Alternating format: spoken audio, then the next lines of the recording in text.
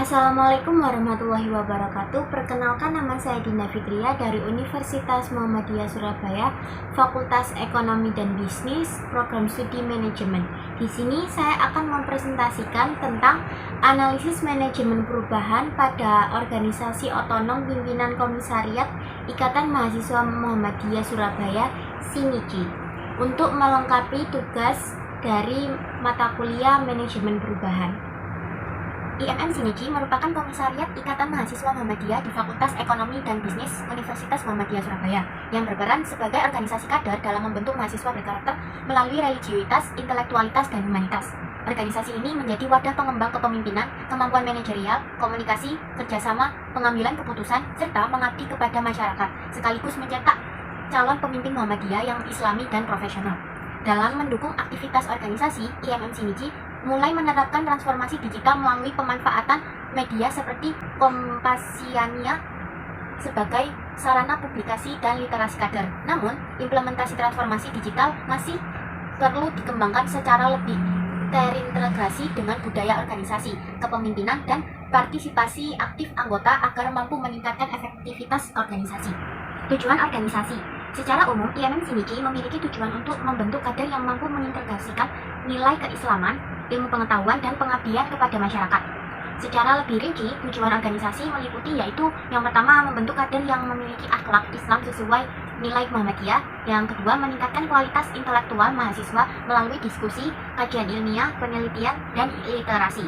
Yang ketiga, mengembangkan kemampuan kepemimpinan dan organisasi mahasiswa. Yang keempat, meningkatkan kepedulian sosial melalui kegiatan pemberdayaan masyarakat, pengembangan potensi anggota dalam bidang kewirausahaan, komunikasi, politik, seni, olahraga, dan dakwah. Yang terakhir yaitu mempersiapkan kader yang mampu menjadi agen perubahan atau agent of change, baik di lingkungan kampus maupun masyarakat. Tujuan tersebut menunjukkan bahwa IMM SIMIKI bukan sekedar organisasi mahasiswa, melainkan organisasi kader yang berorientasi pada pembangunan sumber daya manusia secara berkelanjutan. Aktivitas utama organisasi. Aktivitas utama Ikatan Mahasiswa Muhammadiyah SIMIKI berfokus pada pembinaan dan pengembangan kader melalui proses kaderisasi, penguatan nilai religiusitas, intelektualitas, dan humanitas. Organisasi secara rutin menyelenggarakan kegiatan seperti kaderisasi, kajian keislaman, diskusi ilmiah, seminar, pelatihan kepemimpinan, pengabdian kepada masyarakat, serta berbagai program pengembangan potensi mahasiswa. Selain itu, IMM SIMIKI juga bermanfaat menjadi digital sebagai sarana komunikasi dan publikasi kegiatan organisasi. Seluruh aktivitas tersebut bertujuan untuk membentuk kader yang berkarakter, memiliki kemampuan kepemimpinan, berpikir kritis, serta mampu menjadi agent of change yang memberikan kontribusi positif bagi kampus, Muhammadiyah, dan masyarakat. Selanjutnya yaitu ada struktur kepengurusan. Berikut adalah contoh dari struktur kepengurusan dari IMM SIMIKI. Perubahan organisasi di IMM SIMIKI diperlukan untuk mengatasi budaya senioritas yang menghambat kaderisasi, komunikasi, partisipasi anggota, serta regenerasi kepemimpinan. Dominasi anggota senior membuat kader baru kurang percaya diri dalam menyampaikan ide sehingga inovasi organisasi menjadi terbatas. Oleh karena itu, perubahan perlu diarahkan pada pembentukan budaya organisasi yang lebih kolaboratif, didukung oleh kesiapan organisasi, kepemimpinan yang efektif, dan komunikasi yang terbuka agar seluruh anggota memiliki kesempatan yang sama untuk berkontribusi serta meningkatkan efektivitas organisasi. Selanjutnya yaitu analisis berdasarkan teori Lewin. Teori Lewin menjelaskan bahwa perubahan dilakukan melalui 3 tahap yaitu unfreeze, change, dan refresh. Pada tahap unfreeze, pengurus IMM SIMIKI perlu menyadarkan seluruh anggota bahwa budaya senioritas mulai memberikan dampak negatif terhadap efektivitas organisasi. Kesadaran tersebut dapat dibangun melalui evaluasi kepengurusan, forum diskusi, maupun survei kepuasan anggota. Tahap change dilakukan dengan menerapkan sistem monitoring, memperbaiki mekanisme rapat agar lebih terbuka, serta memberikan kesempatan yang sama kepada seluruh anggota untuk menyampaikan gagasan. Yang terakhir yaitu tahap refresh, dilakukan dengan menetapkan budaya kolaboratif sebagai budaya organisasi melalui SOP kaderisasi, evaluasi rutin, dan pembiasaan komunikasi yang terbuka. Analisis berdasarkan model Kotter. Penerapan model perubahan Kotter pada IMM SIMIKI dilakukan dengan membangun kesadaran akan dampak negatif budaya senioritas, kemudian membentuk tim perubahan untuk menyusun strategi organisasi. Perubahan diarahkan pada terwujudnya budaya yang lebih demokratif, kolaboratif, dan profesional melalui komunikasi visi yang jelas kepada seluruh anggota serta mengubah peran senioritas menjadi mentor bagi kader baru. Keberhasilan perubahan didukung oleh komunikasi yang efektif, keterlibatan seluruh anggota, dan pencapaian target jangka pendek yang mampu meningkatkan motivasi dalam menjalankan perubahan organisasi. Menurut John B. Kotter, perubahan organisasi yang berhasil dilakukan ada 8 tahapan atau yang juga bisa disebut 8 step of change. Berikut tahapannya. Yang pertama ada create a sense of urgency. Perubahan diawali dengan membangun kesadaran seluruh anggota bahwa budaya senioritas telah menghambat komunikasi kaderisasi dan perkembangan organisasi. Kesadaran ini menjadi dasar untuk mendorong seluruh kader agar memahami pentingnya perubahan dalam meningkatkan efektivitas dan keberlanjutan organisasi. Yang kedua ada build a guiding coalition. Organisasi membentuk tim perubahan yang berdiri dari ketua umum, sekretaris, bendahara, ketua bidang, dan kader aktif. Tim ini bertugas menjadi penggerak utama dalam menyusun strategi, mengkoordinasikan pelaksanaan, serta memastikan perubahan berjalan secara konsisten. Yang ketiga ada form a strategic vision and initiative. Visi perubahan diarahkan untuk mewujudkan IMM Shinichi sebagai organisasi yang inklusif, kolaboratif, profesional, dan bebas dari budaya senioritas. Visi ini menjadi pedoman dalam setiap program dan kebijakan organisasi agar seluruh anggota memiliki tujuan yang sama. Yang keempat yaitu enlist a volunteer army.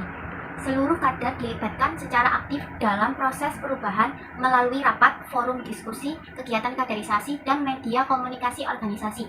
Dengan keterlibatan semua anggota, perubahan menjadi tanggung jawab bersama dan meningkatkan rasa memiliki terhadap organisasi. Yang kelima ada enable action by removing barriers. Hambatan perubahan diatasi dengan mengubah budaya senioritas menjadi sistem monitoring, memperbaiki komunikasi organisasi, serta memberikan kesempatan yang sama kepada seluruh anggota untuk menyampaikan ide dan berpartisipasi dalam mengambil keputusan. Yang keenam ada generate short-term wins. Organisasi menetapkan target jangka pendek yang mudah dicapai, seperti meningkatkan partisipasi dalam rapat, bertambahnya usulan program kerja dari kader baru, dan meningkatkan kehadiran anggota. Keberhasilan awal ini menjadi motivasi untuk terus mendukung proses perubahan. Yang ketujuh ada sustain acceleration.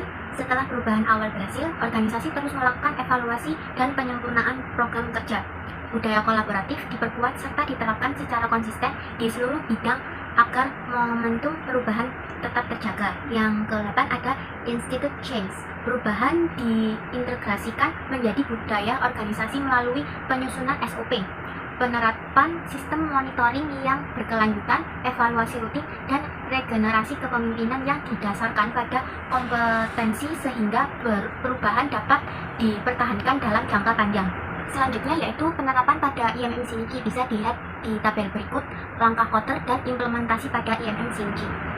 Yang selanjutnya yaitu ada model ADKAR. Model ADKAR menekankan bahwa keberhasilan perubahan organisasi dimulai dari perubahan individu. Pada IMM Shinichi, proses ini dilakukan melalui peningkatan kesadaran akan dampak budaya senioritas atau juga bisa disebut awareness. Selanjutnya membangun motivasi anggota untuk mendukung perubahan atau juga bisa disebut design. Yang selanjutnya memberikan pelatihan komunikasi dan kepemimpinan atau juga bisa disebut knowledge. Yang selanjutnya yaitu memberi kesempatan menerapkan budaya diskusi yang terbuka atau bisa disebut ability. Yang terakhir yaitu memperkuat perubahan melalui evaluasi rutin dan memberikan apresiasi kepada anggota yang aktif atau juga bisa disebut reinforcement. Dengan menerapkan yang konsisten, model ADKAR dapat meningkatkan kesiapan anggota, mengurangi resistensi, dan mendukung terciptanya budaya organisasi yang lebih kolaboratif. Yang selanjutnya ada force field analysis. Dibagi menjadi dua, yaitu yang pertama driving force atau faktor pendorong perubahan. Di IMM Shinichi meliputi semangat kader muda untuk berinovasi, dukungan dari pimpinan organisasi, perkembangan teknologi digital, kebutuhan regenerasi kepemimpinan, serta tuntunan agar organisasi menjadi lebih profesional. Faktor-faktor ini menjadi modal utama untuk menciptakan budaya organisasi yang lebih adaptif, kolaboratif, dan efektif. Yang kedua ada restraining force atau faktor penghambat perubahan. Faktor penghambat perubahan meliputi budaya senioritas yang telah mengakar, rasa sungkan anggota baru dalam menyampaikan pendapat, komunikasi yang belum terbuka, serta kekhawatiran sebagai senior kehilangan pengaruh. Oleh karena itu, organisasi perlu memperkuat faktor pendorong dan mengurangi hambatan melalui kepemimpinan yang mendukung, komunikasi yang efektif, serta membentuknya budaya organisasi yang lebih terbuka dan kolaboratif. Selanjutnya ada komunikasi perubahan dan resistensi. Komunikasi yang efektif menjadi kunci keberhasilan perubahan di IMM Shinichi. Kurangnya komunikasi yang terbuka membuat anggota baru enggan menyampaikan pendapat, serta sebagian anggota senior dapat menunjukkan resistensi karena khawatir kehilangan peran dalam organisasi. Untuk mengatasinya, diperlukan komunikasi dua arah melalui forum aspirasi, evaluasi berkala, dan diskusi terbuka yang melibatkan seluruh anggota. Dengan demikian, keterlibatan anggota meningkat, resistensi terhadap perubahan dapat dikurangi, serta kesadaran dan motivasi untuk mendukung perubahan organisasi dapat dibangun. Yang selanjutnya ada transformasi digital. Transformasi digital adalah proses pemanfaatan teknologi digital untuk meningkatkan efektivitas, efisiensi, transparansi, dan kualitas pengelolaan organisasi, sekaligus mengubah cara organisasi berkomunikasi, berkolaborasi, dan mengambil keputusan. Di sini, transformasi digital dibagi menjadi 4, yaitu yang pertama, kondisi IMM sebelum transformasi digital. Sebelum transformasi digital, pengelolaan organisasi masih dilakukan secara manual, mulai dari administrasi, penyimpanan arsip, sehingga evaluasi program kerja. Penyampaian informasi hanya melalui grup chat, sehingga informasi mudah terlewat. Sementara aspirasi anggota disampaikan secara langsung, sehingga budaya senioritas membuat anggota baru kurang berani menyampaikan pendapat. Yang kedua adalah usulan transformasi digital. Transformasi digital diusulkan melalui pemanfaatan berbagai platform seperti Google Drive untuk menyimpan dokumen, Google Form untuk evaluasi kegiatan dan aspirasi anggota secara anonim. Yang selanjutnya Google Calendar untuk menjadwalkan kegiatan. Yang ketiga Trello atau Notion untuk memantau program kerja serta database anggota digital agar informasi organisasi lebih terstruktur, mudah diakses, dan terdokumentasi dengan baik. Yang ketiga ada manfaat transformasi digital.